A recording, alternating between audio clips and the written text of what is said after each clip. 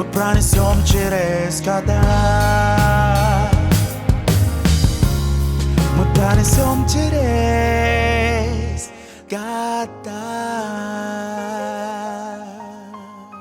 Добрый день. Меня зовут Хектор Вирасингхе. Я из Шри-Ланки. Я получил высшее образование в Советском Союзе, Университете Дружбы Народов. Многолетняя дружба народов России и Шри-Ланки насчитывает более 1,5 веков. До 1972 года Шри-Ланка носила название государства Цейлон, хорошо известное всем любителям чая. В Шри-Ланке одна из самых эффективных систем здравоохранения в южноазиатском регионе. Герой этого интервью, доктор Хектор Вирасингхе, внес значимый вклад в развитие ланкийской медицины. Хектор с отличием закончил медицинский факультет Российского университета Дружбы Народов, затем вернулся на Родину и построил блестящую карьеру от рядового хирурга до генерального консула Шри-Ланки в Лос-Анджелесе. 1972 год. Да. Как вы решились на поездку в Советский Союз? И почему Университет Дружбы Народов имени Патриса Лумумбы был выбран? Да. В 1972 году я уже учился в университете здесь, но на медицинском факультете, на биологический факультет. И потом я это время видел в газетах объявление из Министерства образования, что кто хочет поехать в Москву, учиться, можно продавать заявление. И я продавал заявление, потом был интервью в министерстве. И в этом году 20 человек. Они выбрали 20 человек, чтобы получить высшее образование в Советском Союзе. А что вы знали о России до поездки? Мы знали очень мало. Это коммунистическая страна, социалистическая страна и так далее. Но все равно мы ничего не слышали плохого о Советском Союзе в это время. Но, потому что до нас еще были студенты. Это самая первая группа студентов, поэтому это не была проблема. То, что вы увидели, и то, что вы ожидали увидеть, совпало? Да, потому что когда мы поедем в другую страну, все равно у нас есть такое чувство, да, там мы волнуем, какая страна, как будет нас принимать и так далее. Но старшие студенты, когда мы прилетели в аэропорт, Москва, и там были старшие студенты, чтобы нам принимать, и там нам дали что-то пить, и потом мы все были автобус и приехали в общежитие. И мы первое русское слово мы увидели там, в аэропорту написано «Москва», да? Как по-английски это мы читаем как «Мокба». Ну, по-русски это Москва, но если мы читаем по-английски, мы читаем это как звучит Мокба. Я говорю, почему Мокба, не Москва?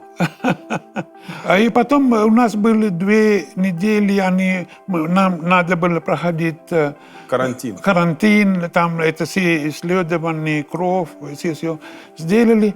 И потом старшие студенты с нами поехали в Красную площадь, Ленинские горы, ВДНХ.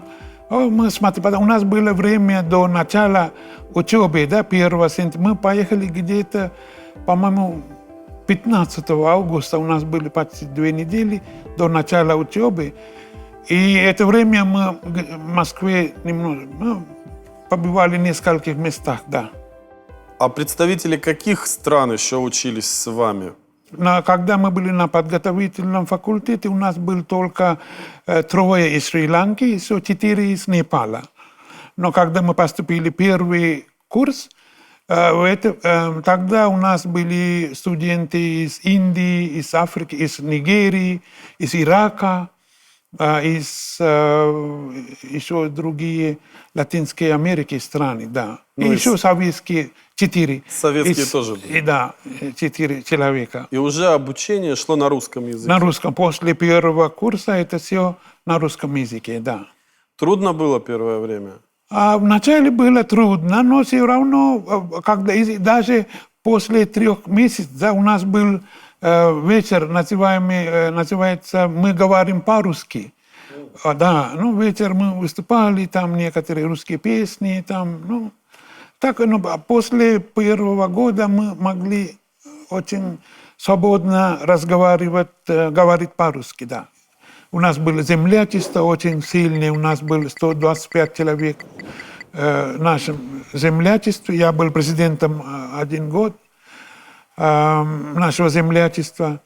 Был очень активный, и потом каждый год 4 февраля – это День независимости. Мы отмечаем в нашем университете.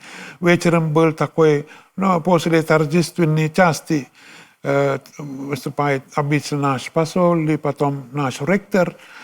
И потом есть после торжественной части у нас есть вечер, да, художественный. Ну, и поэтому это было очень самым популярным в нашем университете. Полный зал, чтобы, ну, очень интересно было. И потом у нас был ансамбль, они играли русские песни, не только в Москве, они путешествовали по другим городам. Как только вы приехали в Советский Союз, у вас были проблемы с адаптацией? Новая кухня, погода отличается от той, к которой вы привыкли? Как мы были молодыми, поэтому не так трудно ориентироваться или адаптировать, да? И потом нам очень понравилась зима. Зимние каникулы 2 недели мы были на дома отдыха, недалеко от Москвы. Это была зима, и мы играли на лыжах, мы катались. Трудно стоять на лыжах? Да. Лыжах, ну, на коньках очень трудно, но на лыжах немножко не так трудно. Легче, да? Легче, да. Как вы справлялись с адаптацией вот к еде? Что вы помните из русской кухни? Какие русские блюда вы полюбили? Вначале было трудно, но все равно потом нам очень понравились русские блюда. Да. Мы еще помню, когда нам давали наше питание из столовой, да, но все равно у нас были деньги, потому что мы получили 90, я отличник, поэтому 95 рублей в месяц. Поэтому у нас были деньги, чтобы поехать в рестораны, кушать. У нас был на Ленинском проспекте один ресторан, где продают харчо, да, суп. И грузинское блюдо. И чебуреки. Да. И еще пельмени. Мы еще помним, да. А какие-то блюда ваша жена готовит сегодня вам дома? Она, по-моему, может готовить московский салат. Столичный. Столичный салат, да. А иногда еще суп-борщ тоже она умеет готовить, да. Ну и раз мы вспомнили про сварную жену, вы помните, как познакомились со своей женой? Да. Как я рассказал в начале, у нас в группе были 20 человек, да, из Шри-Ланки поехали в Москву. В группе была только одна девушка, остальные все мальчики. И потом так случилось, что когда мы учились в подготовительном факультете, мы были одной группе опять. Из Шри-Ланки 3 человека, 4 из Непала. И потом, когда мы поступили в первый курс, опять мы были одной группе. Я и она в одной из Шри-Ланки, и остальные все из других стран. Но так получилось, что я не знаю, кто решил. Так получилось, что с подготовительного факультета до последнего курса мы были в одной группе. И поэтому, все время мы видели друг друга, когда у нас были домашние задания, мы вместе это все сделали. Вот поэтому так получилось, что начала дружба, да, в начале. Помните первое свидание? Это, по-моему, лучше она рассказывает. Вот первый раз он ничего не говорил, и потом пришел в комнату и сказал, что он хочет мне, ему нравится мне. И потом я сказала, что Надо думать. надо думать. И потом через неделю я сказала, тогда давай. Свадьба была в Москве. Да, Я помню. это самое было большое событие среди студентов из Шри-Ланки. Да, да, это так не получается, да? По-моему, мы не первые Шри-Ланки, которые вышли замуж. Свадьба была в Москве. Мы, наверное, вторая пара. Ну, а может быть, первая? Может быть, да. Это был Грибоедовский ЗАГС? Да. Это дворец бракосочетания. И была большая номер 1. студенческая свадьба. Да. И потом вечером, и потом после этого, после регистрации свадьбы, мы поехали в Красную площадь, и потом Ленинские горы. А мы могли получить чайка, да, машина чайка, чтобы мы там путешествовали по Москве. И потом вечером был большой Ужин. Да, ужин, да. И Но мы это всем давали, все пили водку, да. Эта студенческая свадьба была очень известная. Да. Я знаю, что и ребенок первый родился именно в Москве. Родился в роддоме, да, 9-м роддоме. И когда мы вернулись домой, ему было только 6 месяцев. Знаете, как мы были в последнем курсе, когда она родилась ребенок. И он сейчас большой, выше меня, такой человек. Он тоже врач. Сейчас он недавно стал специалистом. Работает специалист по ортопедии из больницы недалеко от Коломбо. Пошел по стопам родителей. Да. И у него 2 детей. У нас внуки есть сейчас. Да, он сейчас такой старый человек. А второй ребенок учится? Он учился после Шри-Ланки, он поехал в Австралию, да? И потом, когда мы были в Америке, значит, когда меня послали генеральным консулом в Америку, он тоже приехал с нами. И потом он не вернулся, он остался там. И там он женился, у него тоже есть 2 ребенка сейчас. Вот как раз интересная история про то, как президент страны доверил вам быть генеральным консулом Шри-Ланки в Америке. Да. Как это произошло? Я думаю, что некоторые персонали могут поступить дипломатом. Это решает президент. Как вы сказали, что он дал возможность поехать. По-моему, он считал как я работал врачом, и потом как я возглавлял наш госпиталь, самый большой госпиталь в нашей стране, национальный госпиталь, который имеет 4000 коек, почти 8000 человек там работает. Это как маленький городок, да? И потом я работал, когда у нас в нашей стране был, вы, наверное, помните, у нас был, как война, да? Гражданская война. Почти 30 лет. Я работал в этом госпитале 21 год.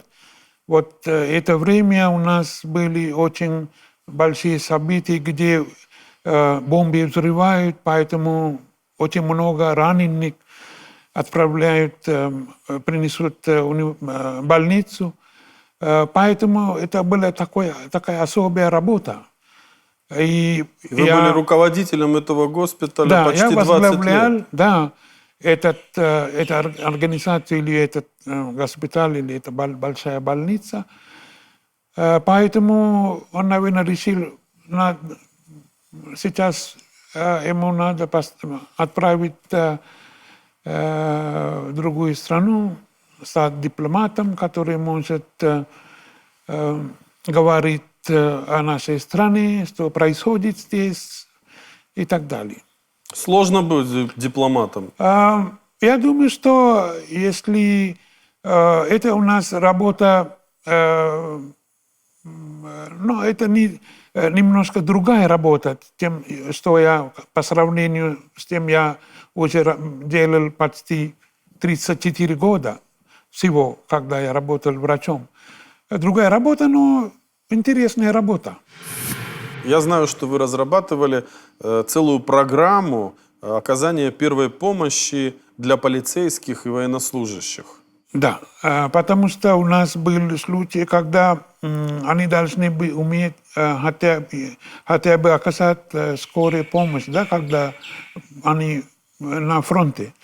Вот, поэтому для полиции, для остальных всей армии, для всех мы маленькая группа, где 40-50 человек, мы дали тренировку за 3 месяца, иногда 6 месяцев мы тренировали и отправили на фронт, чтобы они могли, даже без врачей, да, мы не можем отправить много врачей на фронт, да, поэтому, чтобы они могли оказать скорую помощь и потом принести места, где есть врачи, оказать,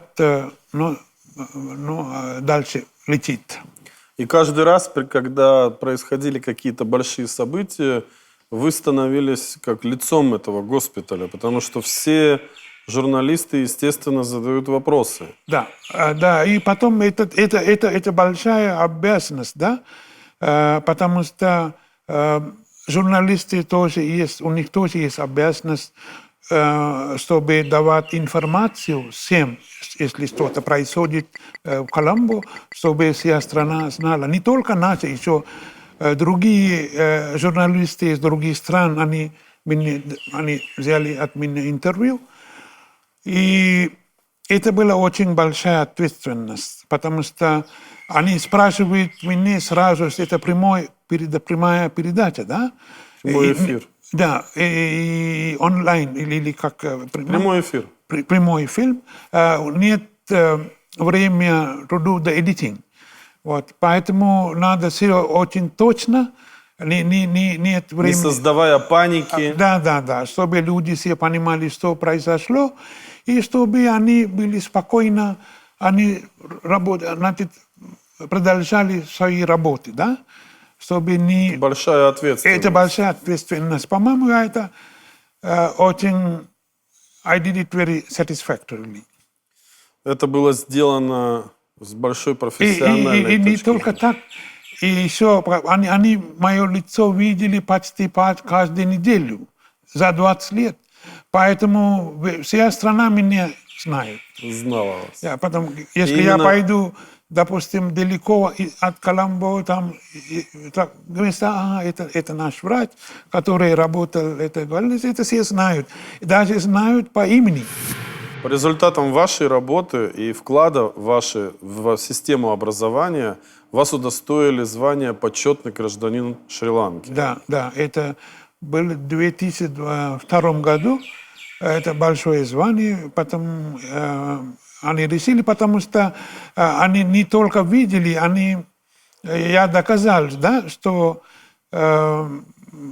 какая служба наша госпиталь дают нашим людям нашей страны. И колледж медицинский тоже присвоил вам звание почетного президента. Да, я был президентом 1 год, и потом после этого я получил от президента такой, не документ, как грамота, да, за заслугу для медицинской нашей страны. Очень хочется спросить вас, Чем отличалось образование, которое вы получили в Советском Союзе, от ваших коллег, которые учились в разных других странах? По-моему, мы получили образование уровень высокий, на высоком уровне, что все равно, когда мы возвращаем домой, здесь тоже мы должны сдавать экзамен, чтобы получить лицензию, да, чтобы работать в нашей стране. Вот поэтому мы все должны иметь такое знание и опыт, чтобы сдавать экзамены и потом самостоятельно работать в нашей стране. Расскажите нам, пожалуйста, про вашу общественную работу в Ассоциации выпускников социалистических стран на Шри-Ланке. Да, эта организация создали, я точно не помню, в каком году, мы недавно отмечали, по-моему, 50-летие создания, основания нашей ассоциации. У нас есть выпускники не только из России, не только из Советского Союза. У нас были есть выпускники из других социалистических стран. Они стали нашими членами. И я был президентом за 2 года. И мы отмечали 45 лет нашей ассоциации. Когда я был президентом, у нас было такое большое мероприятие. И мы пригласили других министра образования и так далее. И ваш посол, наш большое собрание. Но выпускники уникальное сообщество. Вы единственные в Юго-Восточной Азии, кто построил свой дом выпускника. Мы решили, чтобы мы должны иметь наше собственное место, где мы можем собираться, есть собрания там, и так далее. Мы вначале купили участок земли, который мы собрали деньги, и потом мы построили, вначале были, мы должны были построить двухэтажные здания. Планировали двухэтажные? Да, этажные, но мы вначале закончили только первый этаж, и потом мы там начали работать, и потом, после некоторого времени, 2-й этаж. И уже сейчас у нас есть двухэтажный для нас свое место, да, где мы собираемся 1 раз в месяц. И еще каждую субботу несколько людей собираем. И последняя суббота, каждый месяц мы где-то 100 человек там мы собираем и имеем. То есть ассоциация активно использует это помещение. Да. А общество дружбы? Да. Общество дружбы тоже там, они занимаются в культурном центре, у них, значит, место работы. И у нас есть, особенно наша делегация, по-моему, несколько раз поехала в Москву, и с делегацией с Москвы тоже приехали к нам. И у нас был прием в культурном центре, и потом некоторые пришли, наша ассоциация у нас там. Эта работа тоже идет. У нас Винстон Рупасинг, который очень старший такой член нашего общества, и потом он был тоже президентом нашей ассоциации, он очень активно участвует, больше, чем меня, в этой работе, да. Скажите, пожалуйста, несколько напутственных слов тем студентам, которые сейчас выбирают учебу в России. Наше время мы тратили на основном за учебу, да? Учиться. И сейчас иногда я думаю, что это не так серьезно этим занимается, поэтому бывает, что когда вернутся они домой, будет проблема сдавать экзамен. Не только там экзамен, чтобы здесь тоже экзамен сдавали первый раз сразу и получили лицензию работать здесь, с нашей страны.